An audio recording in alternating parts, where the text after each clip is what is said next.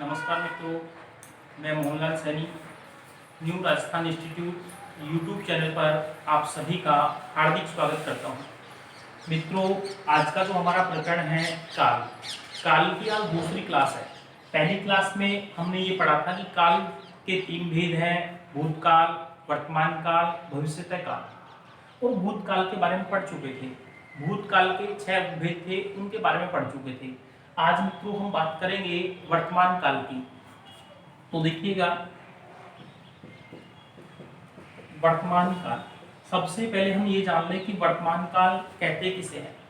क्रिया के जिस रूप से वर्तमान समय में होने का बोध हो, क्रिया के जिस रूप से वर्तमान समय में होने का बोध हो, उसे वर्तमान काल कहते हैं।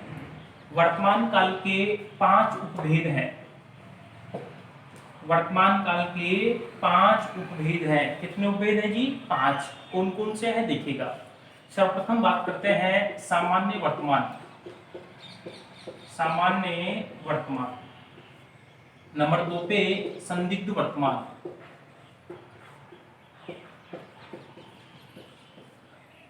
अपूर्ण वर्तमान।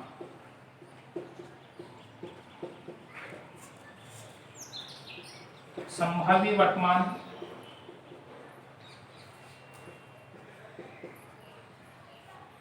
और 5 पे है अज्ञात वर्तमान।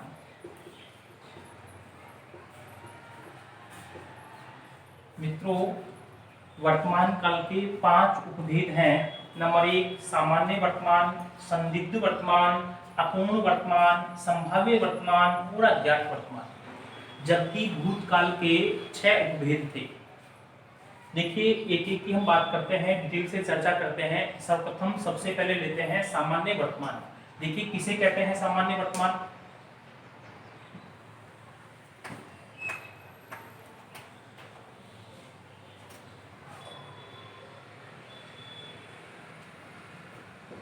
सामान्य वर्तमान काल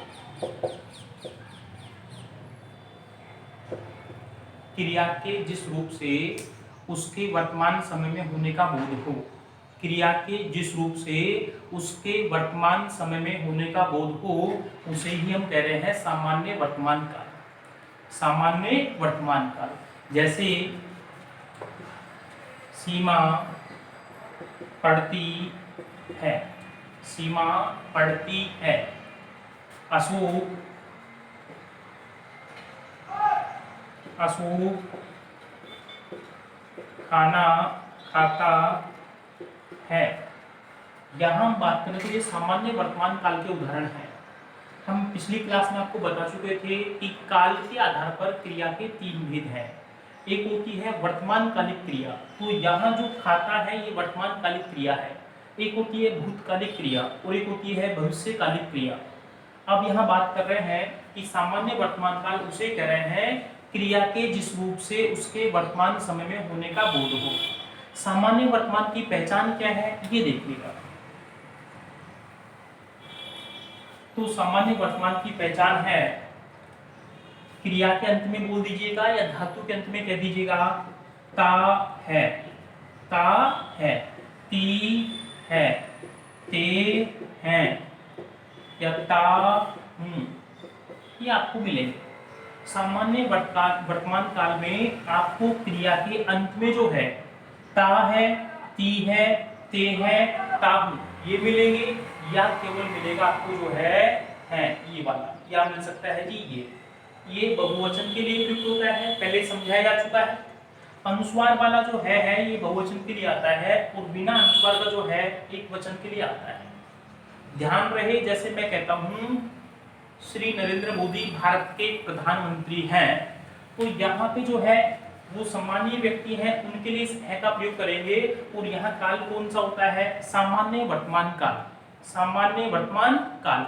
मैं कहता हूं सीता एक लड़की है, केवल यहाँ पे ये है आ रहा है, तो कौन सा काल हुआ? सामान्य वर्तमान काल। इसके अतिरिक्त क्रिया के अंत में अगर ता है, ती है, ते है, ता हूं मिलता है, तो कौन सा काल होगा? सामान्य वर्तमान काल। जैसे कि उदाहरण देखिएगा, मैं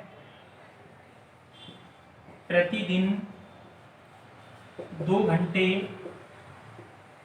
पढ़ता हूँ। मैं प्रतिदिन 2 घंटे पढ़ता हूँ। अब आपसे पूछा जाएगा मैं प्रतिदिन 2 घंटे पढ़ता हूँ, वाक्य में कौन सा काल है? तो आपसे पूछा जाएगा कौन सा काल है, तो आप कहेंगे यहाँ पे सामान्य वर्तमान काल, क्योंकि आपकी जो धातु है उसके अंत में क्या है जी? ता हूँ। ता है आ जाए, ती है आ जाए, ते है आ जाएगा, ता हूँ आ जाए। अशोक चाय बनाता है, यहाँ क्या आ गया जी? ता है। तो कौन सा है जी? ये सामान्य वर्तमान काल। क्रिया के अंत में ता है, ती है, ते है, ता हूं है और है आ जाए तो सामान्य वर्तमान काल होगा। कौन सा होगा जी? सामान्य वर्तमान काल। दूसरा जो भेद है इसका, वर्तमान काल का दूसरा भेद है अपूर्ण वर्तमान काल। अपूर्ण वर्तमान काल। अपूर्ण वर्तमान काल, दोस्तों ध्यान रहे, अपूर्ण से तात्पर्य यह है कि क्रिया जब पूर्ण नहीं हो, क्रिया पूर्ण नहीं हो, ए का अर्थ होता है नहीं और पूर्ण से मतलब होता है पूर्ण, अर्थात क्रिया पूर्ण नहीं हो तो कौन सा होता है? अपूर्ण। वर्तमान काल की बात करें तो हो जाएगा अपूर्ण वर्तमान काल, यानी क्रिया लगातार चल रही हो। अंग्रेजी में बात करें कंटिन्यूअस जो होता है, यानी कंटिन्यूअस आप पढ़ते हैं लगातार क्रिया चलती रहती है, उसे ही हिंदी में क्या कह रहे हैं जी? अपूर्ण कह रहे हैं।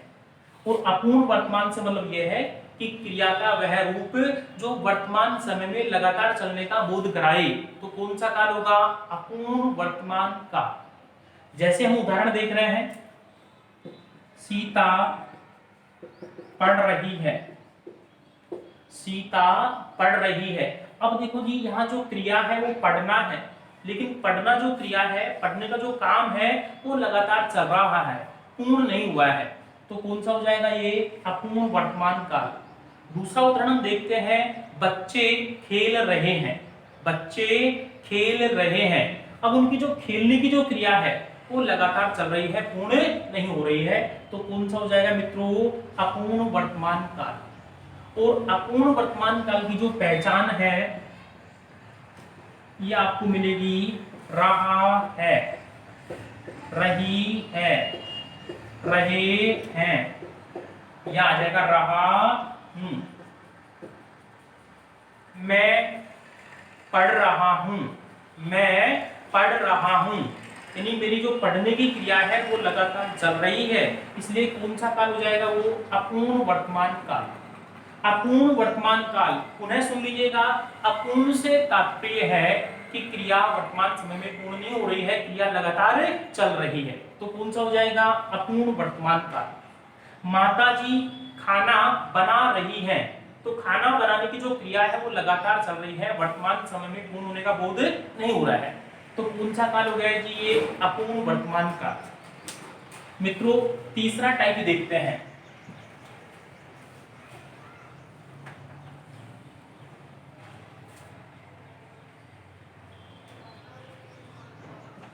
संदिग्ध, संदिग्ध वर्तमान काल। संदिग्ध वर्तमान काल, क्रिया के वर्तमान समय में होने पर संदेह प्रकट हो तो संदिग्ध वर्तमान काल होता है।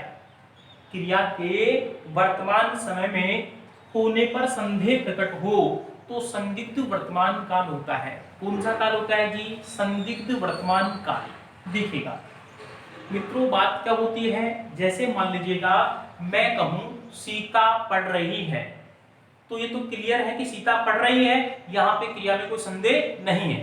लेकिन मैं ये कहूं सीता पढ़ रही होगी, तो सीता के पढ़ने की जो क्रिया है उस पर संदेह प्रकट हो रहा है कि पढ़ भी रही होगी, नहीं भी पढ़ रही हो सकती है मान लीजिएगा।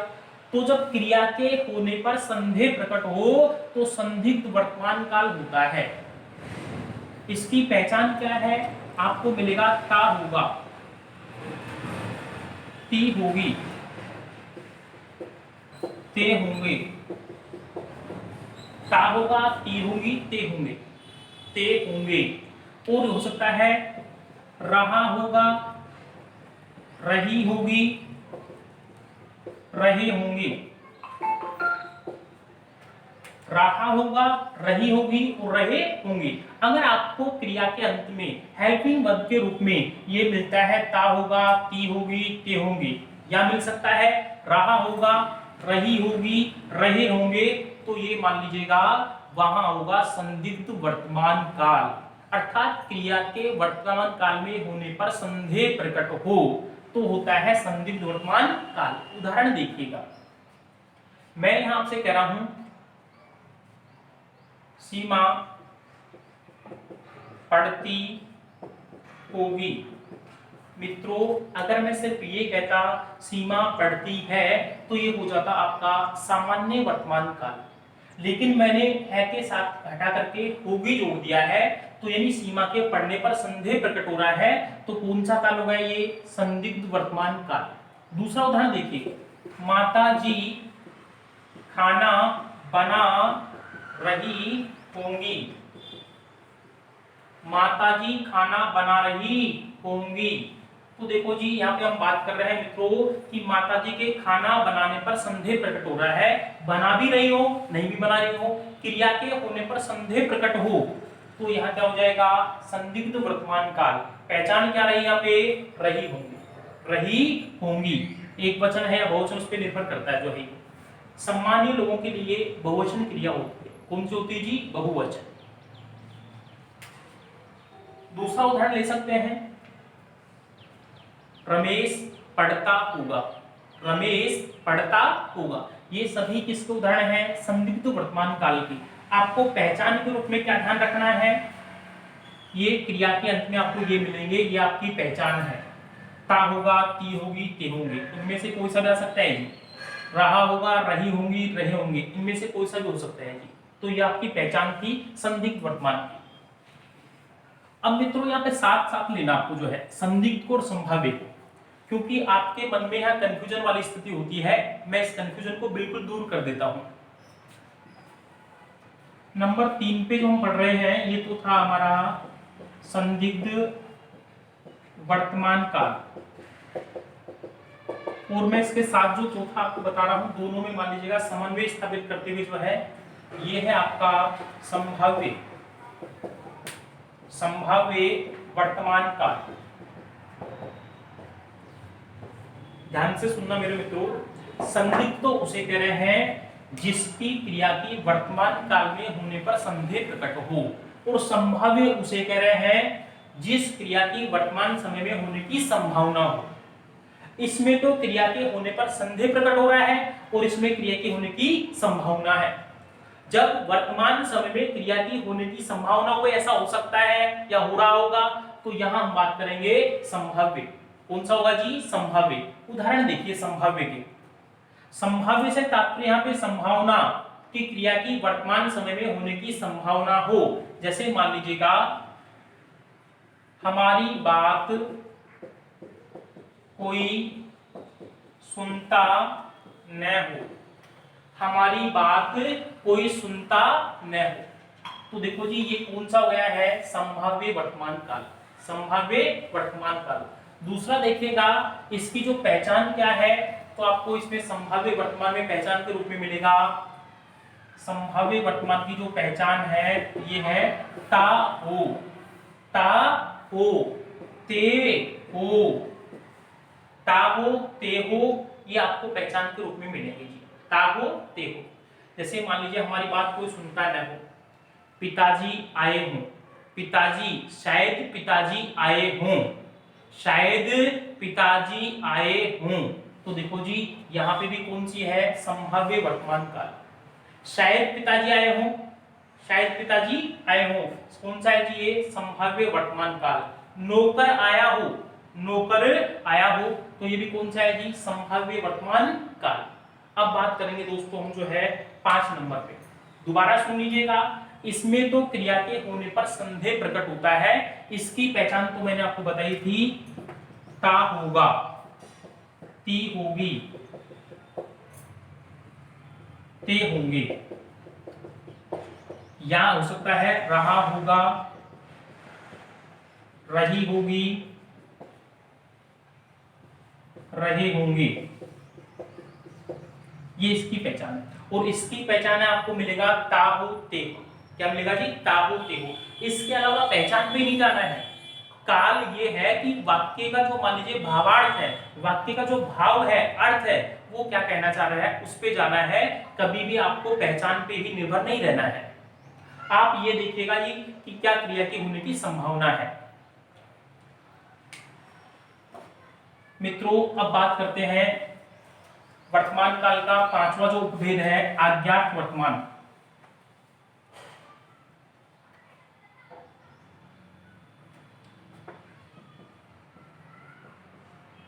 अज्ञात वर्तमान काल, ये पांचवा और अंतिम उपभेद है वर्तमान काल का।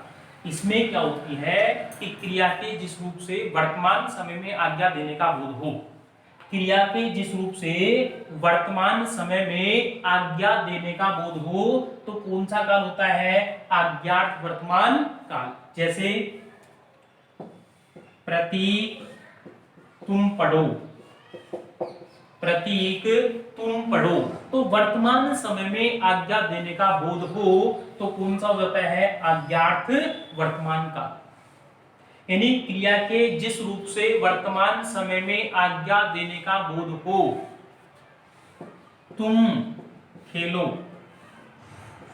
तुम खेलो, तो कौन सा है? ये वर्तमान समय में आज्ञा दी जा रही है, तो ये कहलाएगा अज्ञात वर्तमान काल। तो ये वर्तमान काल के 5 भेद थे। अब हम बात करेंगे मित्रों भविष्यतः काल। तीसरा जो प्रकार है काल का, जो तीसरा भेद है भविष्यतः काल, पहले हम पढ़ चुके हैं पहली क्लास में भूतकाल, इसके बाद में आज इस क्लास में हमने पढ़ा है वर्तमान काल। तीसरा जो टाइप है वो पढ़ रहे हैं भविष्यतः काल।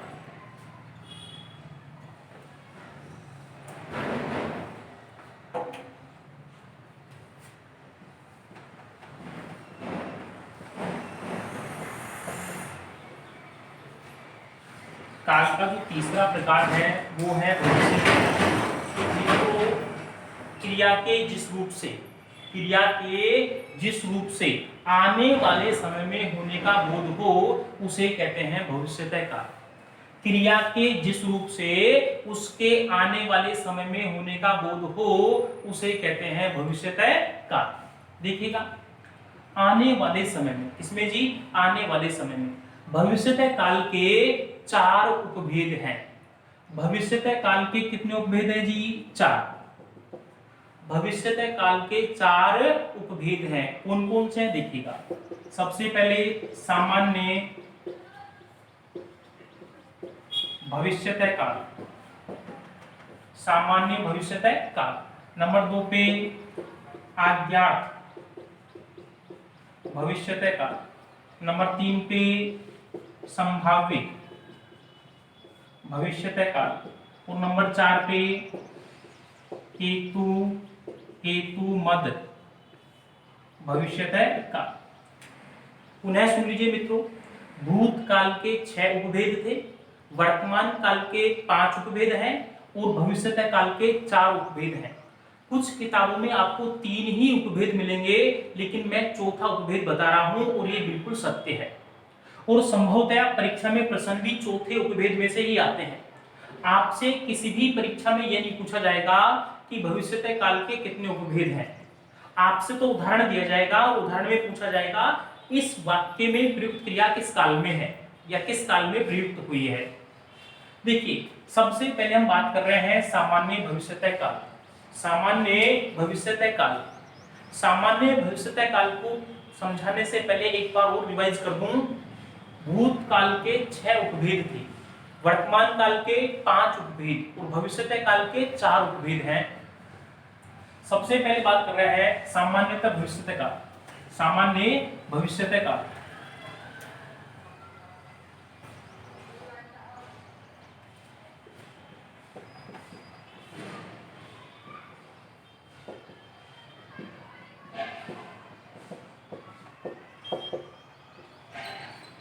देखिएगा, क्रिया के जिस रूप से उसके आने वाले समय में होने का बोध हो तो सामान्य भविष्यतः काल होगा। क्रिया के जिस रूप से उसके आने वाले समय में होने का बोध हो तो सामान्य भविष्यत काल होगा। देखिए नंबर 1 पे हम बात करते हैं। सबसे पहले जो है इसकी पहचान क्या होगी, तो क्रिया के अंत में जो है आपको गा गे गी क्या मिलेगा जी, धातु के अंत में गा गे गी, गा गे गी। जैसे मान लीजिएगा अशोक कल जयपुर जाएगा, अशोक कल जयपुर जाएगा, अंत में क्या मिल रहा है जी अपने को गा, गा गे गी। ऐसे मान लीजिएगा पूजा पूजा खेलेगी, पूजा खेलेगी, तो ये देखो जी क्या आ गया इसमें गी। यानी कहने का मेरा मतलब है सामान्य भविष्य काल जो है इसके अंत में क्या आ जाएगा जी, गा गे गी। क्या मैं कह सकता हूं एगा एगी एंगे, एगा एगी एंगे। सामान्य भविष्य काल जो है इसके क्रिया के अंत में क्या मिल जाएगा आपको, एगा एगी एंगे। अंत में वही आपको देखने को मिल रहा है जो भी लिखा था मैंने गा गेगी। लेकिन आप ये मान लीजिएगा धातु के अंत में, क्रिया के मूल रूप के अंत में क्या जोड़ना पड़ता है, एगा एगी एंगे। ये जोड़ देंगे तो क्या बन जाएगा, सामान्यतः भविष्य का। देखिएगा कल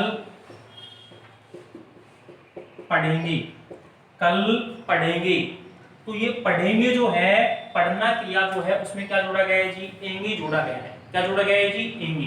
तो कौन सा काल हो गया ये, सामान्य भविष्य काल। या मैं ये कह सकता हूं वे कल पढ़ेंगे, वे कल पढ़ेंगे, तो वे क्या है जी, बहुवचन है और ये क्रिया भी क्या होगी जी, बहुवचन।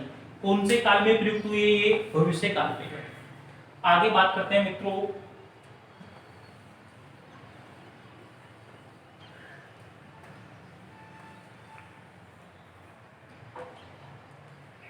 नंबर 2 पे आएगा इसमें जो है आज्ञार्थ, आज्ञार्थ भविष्यत काल। यानी क्रिया के जिस रूप से यह बोध हो रहा है कि आने वाले समय में, आने वाले समय में क्रिया करने की आज्ञा दी जा रही है, आने वाले समय में कार्य करने की आज्ञा दी जा रही है, तो ये कौन सा हो जाएगा, आज्ञार्थ भविष्यत काल। यानी भविष्य में, यानी आने वाले समय में आज्ञा दी जा रही है, तो कौन सा काल हो जाएगा जी, भविष्यत काल। इसकी सीधी सी पहचान है कि क्रिया के अंत में ये का लगाइएगा। क्या लगाइएगा जी, ये का। क्रिया के अंत में क्या लगाना होगा, ये का। एक अध्यापक मान लीजिए आज्ञा दे रहा है कि तुम जाइएगा, तुम पढ़िएगा, तुम खेलिएगा, तुम नाचिएगा, तो ये कौन सा हो जाएगा, अज्ञात भविष्यत काल। और अज्ञात भविष्यत काल की सीधी सी पहचान है कि धातु के अंत में क्या मिलेगा आपको, येगा। जैसे तुम जाइएगा, तुम जाइएगा, तुम जाइएगा, तो क्या हो गया जी, ये तुम जाइएगा जो है ये हो गया अज्ञात भविष्यत काल जो है। यानी जाना जो क्रिया है, जाना जो क्रिया है उसमें क्या जोड़ दिया अपन ने, येगा। क्या जोड़ दिया जी, येगा। ऐसे ही तुम खेलिएगा, तुम पढ़िएगा, तुम नाचिएगा, ये कौन सा काल हो जाएगा, अज्ञात भविष्यत काल। अब बात करते हैं मित्रों 3 नंबर पे,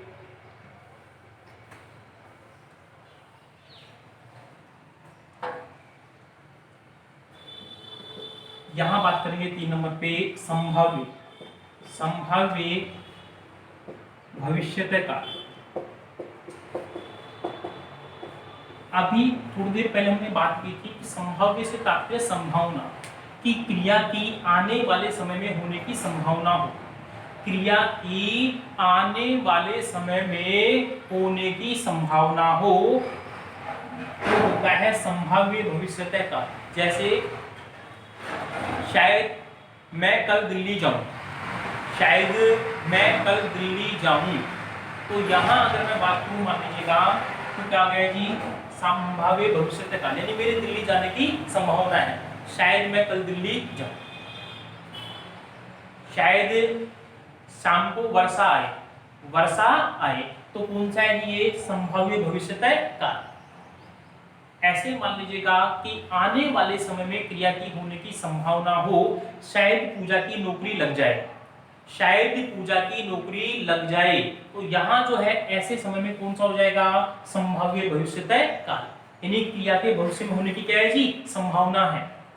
देखिएगा इसमें आपको क्रिया के अंत में ए मिल जाएगा, ए मिल जाएगा और ऊ मिल जाएगा, यानी धातु के अंत में संभाव्य भविष्यतः काल में धातु के अंत में क्या मिल जाएगा, ए और ऊ मिल जाएगा। जाएं, जैसे मान लीजिएगा वे शायद कल दिल्ली जाएं, वे शायद कल दिल्ली जाएं, तो कल दिल्ली जाने की संभावना है, तो कौन सा होगा जी, ये संभाव्य भविष्यतः काल। मित्रों चौथा टाइप है हेतु हेतु मद भविष्यतः काल। हेतु हेतु मद भविष्यतः काल जो मुख्य भी है, प्रश्न आने की संभावना इसमें से ज्यादा बनती है और प्रश्न आते भी हैं, ये सबसे महत्वपूर्ण भी है।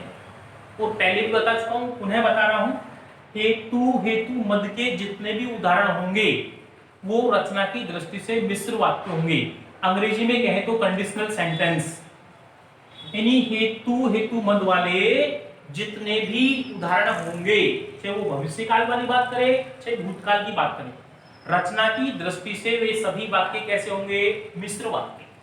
हेतु हेतु मद में क्या होता है कि पहली क्रिया पर दूसरी क्रिया निर्भर करती है, पहली क्रिया पर दूसरी क्रिया निर्भर करती है, पहली क्रिया होगी तो दूसरी क्रिया होगी। देखिएगा आप परिश्रम करोगे, आप परिश्रम करोगे तो नौकरी लगेगी, तो नौकरी लगना दूसरी क्रिया है और परिश्रम करना पहली क्रिया है। दूसरी क्रिया का होना कौन सी क्रिया पर निर्भर कर रहा है, पहली क्रिया पर, और दोनों ही क्रियाएं कौन से काल में हो रही है, भविष्य काल में। तो देखिए दोस्तों, जब पहली क्रिया पर दूसरी क्रिया निर्भर करती हो, जब पहली क्रिया के होने पर, माफी चाहूंगा, जब दूसरी क्रिया के होने पर पहली क्रिया पर निर्भर करता हो, यानी दूसरी क्रिया होगी या नहीं होगी ये पहली क्रिया पर निर्भर करता है, तो कौन सा काल हो जाता है, हेतु हेतु मद भविष्यतः काल। कैसे जी, सुनिए, वर्षा होगी तो फसल अच्छी होगी, वर्षा होगी, अभी दोनों भविष्य की बात कर रहे हैं, वर्षा होगी तो फसल अच्छी होगी, यानी फसल का अच्छा होना पहली क्रिया पर अर्थात वर्षा के होने पर निर्भर कर रहा है, और दोनों क्रियाएं कौन से काल में हो रही है, भविष्यतः काल में, तो यहां हो जाएगा हेतु हेतु मद भविष्यतः काल। उदाहरण देखिएगा, आप परिश्रम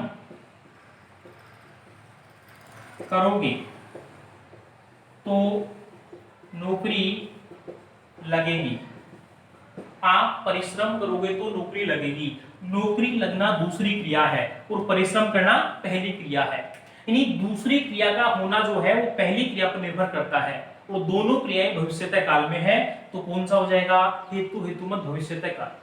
ऐसे ही मान लीजिएगा वर्षा होगी तो फसल अच्छी होगी, ध्यान से सुने, यानी फसल का अच्छा होना दूसरी क्रिया है और वर्षा का होना पहली क्रिया है। फसल का अच्छा होना निर्भर करता है वर्षा के होने पर जो है, तो देखो दोनों क्रियाएं भविष्य काल में हो रही है और पहली क्रिया पर दूसरी क्रिया निर्भर करती है। ये आपके भविष्यतः काल जो है उसमें हेतु हेतु मद के उदाहरण थे। अब मित्रों हम बात करते हैं कि काल में से परीक्षा में प्रश्न कैसे बनते हैं, कौन कौन से प्रश्न काल में से परीक्षा में आते हैं। देखिएगा,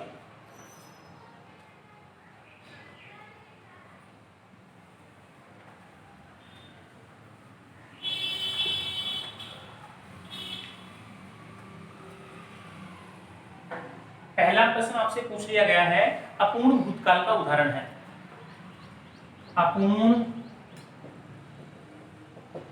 भूतकाल का उदाहरण है, यानी चार उदाहरण होंगे, चार विकल्प हैं, उनमें से एक विकल्प जो होगा उसमें अपूर्ण भूतकाल होगा। देखिएगा, ए वर्षा हुई थी, बी वर्षा हुई होगी, सी वर्षा हो रही थी, और डी वर्षा होगी। मित्रों ये 4 विकल्प आपके सामने हैं और पूछा गया है अपूर्ण भूतकाल का उदाहरण है। अपूर्ण का अर्थ होता है क्रिया का लगातार जारी रहना, क्रिया का लगातार जारी रहना अर्थात क्रिया भूतकाल में पूर्ण नहीं हुई है। तो देखिएगा वर्षा हुई थी, ये तो पूर्ण भूतकाल है। कौन सा है जी? ये पूर्ण भूतकाल जो है ये। वर्षा हुई होगी संदिग्ध भूतकाल है। वर्षा हो रही थी यानी वर्षा का होना लगातार चल रहा है। तो ये तीसरा जो विकल्प है सी जो है यही हमारा क्या होगा जी? उत्तर। और वर्षा होगी ये हमारा जो है भविष्य काल है, सामान्य भविष्य काल। वर्षा होगी कौन सा काल है जी? ये सामान्य भविष्य काल जो है। तो मित्रों इस प्रकार से जो है आपकी काल का जो टॉपिक है इसमें प्रश्न आते हैं। और आपको याद रहे रीट चाहे वो फर्स्ट लेवल हो चाहे सेकंड लेवल हो, चाहे वो आर्ट्स से हो, एसएसटी वालों का हो चाहे मैथ साइंस वालों का हो, यानी रीट में काल, लिंग और वचन इसमें से 4 प्रश्न अवश्य आएंगे। रीट में काल, लिंग और वचन में से 4 प्रश्न अवश्य आएंगे जो अति महत्वपूर्ण होंगे और ये आपकी परसेंटेज को बढ़ाते हैं, आपकी नौकरी को पक्का करते हैं। तो इस वीडियो को देखें, अच्छा लगे तो लाइक करें, अपने दोस्तों के साथ में शेयर करें और चैनल को सब्सक्राइब करें। धन्यवाद मित्रों।